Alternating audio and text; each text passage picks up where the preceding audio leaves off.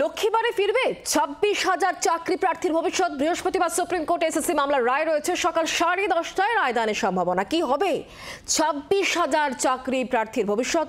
যোগ্য অযোগ্যদের বাছাই নাকি গোটা প্যানেলই বাতিল? তুঙ্গে জল্পনা।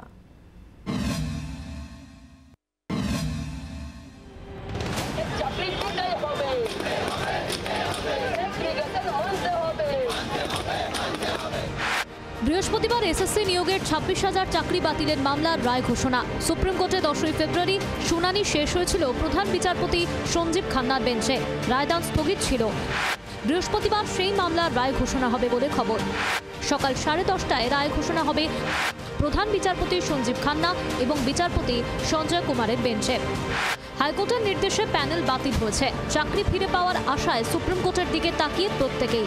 গত 10ই ফেব্রুয়ারি 26,000 চাকরি বাতিল মামলায় আসল তথ্য জানা প্রায় অসম্ভব হয়ে দাঁড়িয়েছিল।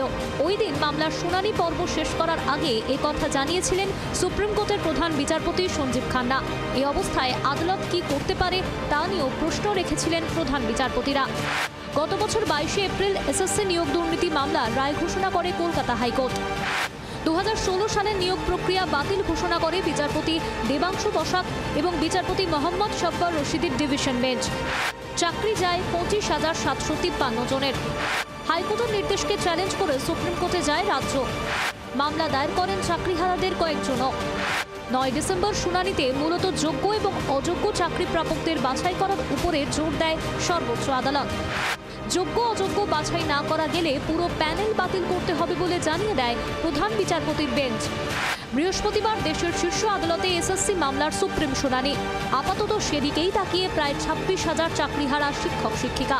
চালের মধ্যে কাঁকড় কি আদৌ খুঁজে পাওয়া যাবে, নাকি পুরো প্যানেলই বাতিল হবে? দোলা চলে 26,000-এর ভবিষ্যৎ। অর্ণবাংশ নিয়োগী ও রাজীব চক্রবর্তীর রিপোর্ট, জি 24 ঘন্টা।